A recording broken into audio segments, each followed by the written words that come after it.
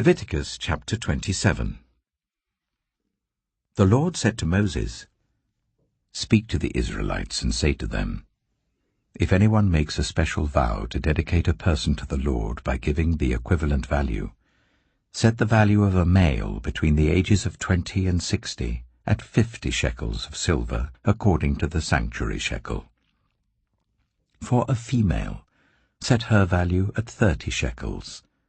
For a person between the ages of 5 and 20, set the value of a male at 20 shekels and of a female at 10 shekels. For a person between 1 month and 5 years, set the value of a male at 5 shekels of silver, and that of a female at 3 shekels of silver. For a person 60 years old or more, set the value of a male at 15 shekels, and of a female at 10 shekels. If anyone making the vow is too poor to pay the specified amount, the person being dedicated is to be presented to the priest, who will set the value according to what the one making the vow can afford. If what they vowed is an animal that is acceptable as an offering to the Lord, such an animal given to the Lord becomes holy. They must not exchange it or substitute a good one for a bad one, or a bad one for a good one. If they should substitute one animal for another, both it and the substitute become holy. If what they vowed is a ceremonially unclean animal, one that is not acceptable as an offering to the Lord, the animal must be presented to the priest, who will judge its quality as good or bad. Whatever value the priest then sets, that is what it will be. If the owner wishes to redeem the animal, a fifth must be added to its value. If anyone dedicates their house as something holy to the Lord, the priest will judge its quality as good or bad. Whatever value the priest then sets, so it will remain. If the one who dedicates their house wishes to redeem it, they must add a fifth to its value, and the house will again become theirs. If anyone dedicates to the Lord part of their family land, its value is to be set according to the amount of seed required for it, 50 shekels of silver to a homer of barley seed. If they dedicate a field during the year of Jubilee, the value that has been set remains. But if they dedicate a field after the Jubilee, the priest will determine the value according to the number of years that remain until the next year of Jubilee, and its set value will be reduced.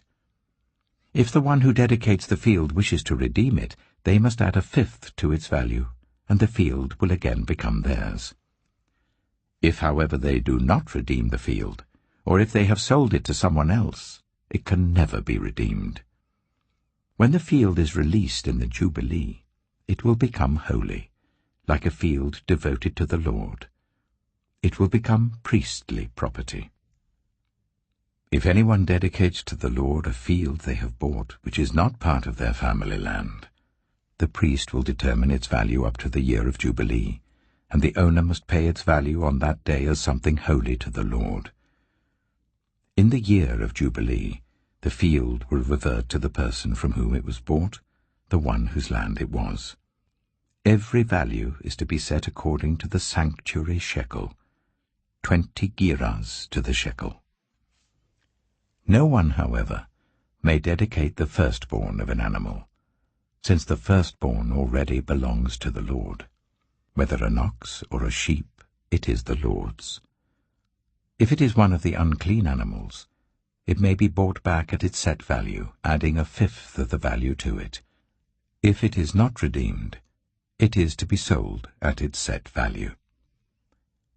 But nothing that a person owns and devotes to the Lord, whether a human being or an animal or family land, may be sold or redeemed. Everything so devoted is most holy to the Lord. No one devoted to destruction may be ransomed. They are to be put to death. A tithe of everything from the land, whether grain from the soil or fruit from the trees, belongs to the Lord. It is holy to the Lord. Whoever would redeem any of their tithe must add a fifth of the value to it. Every tithe of the herd and flock, every 10th animal that passes under the shepherd's rod will be holy to the Lord. No one may pick out the good from the bad or make any substitution. If anyone does make a substitution, both the animal and its substitute become holy and cannot be redeemed. These are the commands the Lord gave Moses at Mount Sinai for the Israelites.